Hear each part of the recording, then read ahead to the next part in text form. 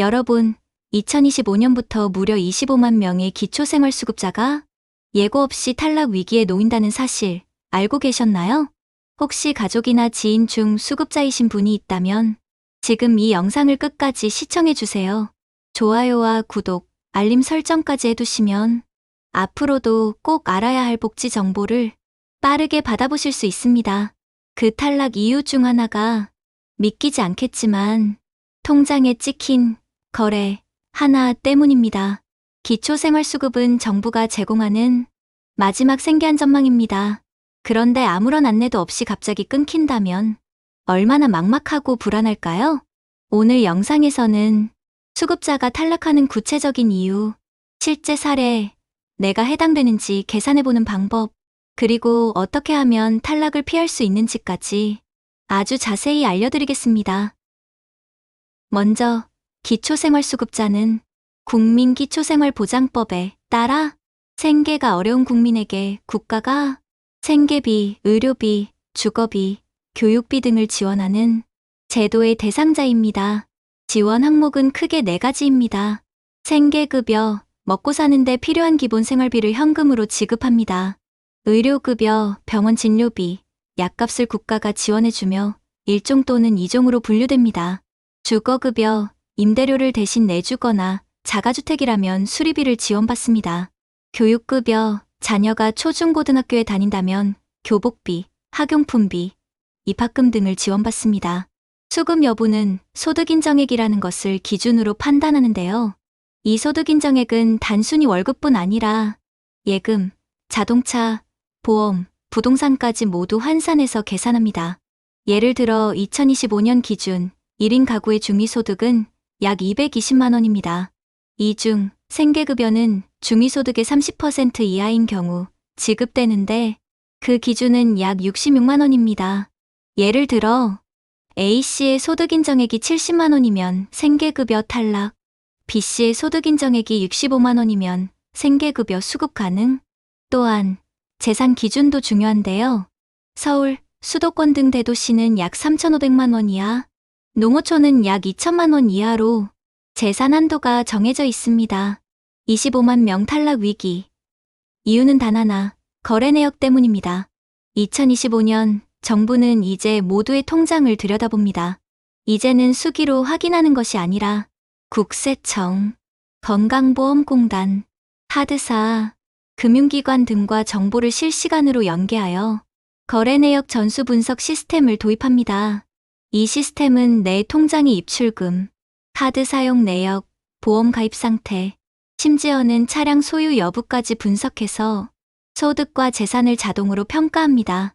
그 결과 과거에는 몰랐던 내역도 잡히게 되고 단 한 번의 입금이라도 설명이 없으면 소득으로 간주되어 수급 탈락 사유가 됩니다. 이제 실제 수급 탈락 사례를 살펴보겠습니다. 정영자 씨는 매달 아들로부터 20에서 30만 원을 용돈으로 받았습니다. 이 금액이 6개월 연속 통장에 입금되면서 정기적 수입으로 인식되어 생계급여 탈락 통보를 받았습니다. 정영자 씨는 아들한테 손 벌리기도 힘들어 어렵게 받은 돈인데 그게 문제가 될 줄은 몰랐다고 말했습니다. 두 번째로 인천 남동구에 사시는 박성기 씨 사례를 살펴보겠습니다. 이사하면서 기존 전셋집에서 보증금 1,000만 원을 돌려받아 일시적으로 통장에 들어왔습니다. 박성기 씨는 곧바로 새집 계약에 썼지만 통장에는 흔적이 남았고 시스템에서는 재산 증가로 판단되어 수급 중단 처분을 받았습니다. 세 번째 사례도 보겠습니다. 전북 정읍시에 사시는 김말순 씨 경우입니다. 남편의 장례를 치르며 지인들에게 받은 부의금 50만 원을 통장에 입금했습니다. 하지만 해당 금액이 외부에서 들어온 소득으로 간주되어 복지 담당자가 소명을 요구했고 해명 전까지 수급이 정지되었습니다. 그러나 실제 수급 탈락 사례만 있는 것은 아닙니다. 충남 아산에 사시는 윤길상 씨 사례를 보겠습니다. 윤길상 씨는 전세 보증금 반환 입금 이후 즉시 주민센터에 관련 계약서, 입출금 내역을 제출해 수급 중단 없이 계속 지원을 받을 수 있었습니다. 미리 서류만 준비했을 뿐인데 이런 차이가 생기더라는 말도 전했습니다. 이제 실제로 내가 수급 탈락 대상인지 계산해 보겠습니다. 해당 중위소득 수치는 보건복지부 고시 예측값이며 실제 금액은 연도별로 변동될 수 있습니다. 2025년 기준 중위소득 예시를 보겠습니다. 1인 가구 220만원, 생계급여 기준 30%, 약 66만원. 2인 가구 364만원, 생계급여 기준 30%, 약 109만 2천원. 3인 가구 469만원, 생계급여 기준 30%, 약 140만 7천원. 예를 들어 2인 가구인 홍씨 부부의 월급이 90만원입니다.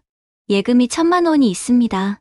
이때 예금의 재산 환산율은 4.17%, 1000만원 곱하기 0.0417 나누기 12개월. 계산하면 41,700원이 매달 소득으로 환산됩니다. 즉, 소득 인정액은 90만원 더하기 41,700원에서 94만 1,700원. 생계급여 기준인 109만 2천원보다 낮기 때문에 수급 가능. 반대로 소득 110만원이면 기준 초과 수급 탈락. 이처럼 소득이 기준보다 조금만 넘어도 탈락됩니다.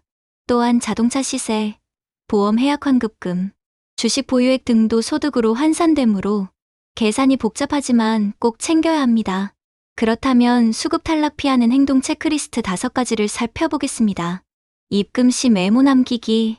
가족이 돈 보낼 때는 생활비 지원이라고 명시해주세요.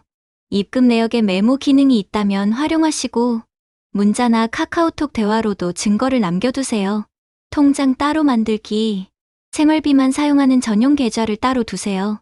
자녀 용돈, 장례비, 돌려받은 돈 등이 섞이지 않도록 관리하면 훨씬 안전합니다. 서류 보관, 현금 영수증, 송금 내역 스크린샷, 문자 캡처 등을 6개월 이상 보관하세요. 증빙할 수 없는 입금은 최대한 피하는 것이 좋습니다. 복지로 모의 계산.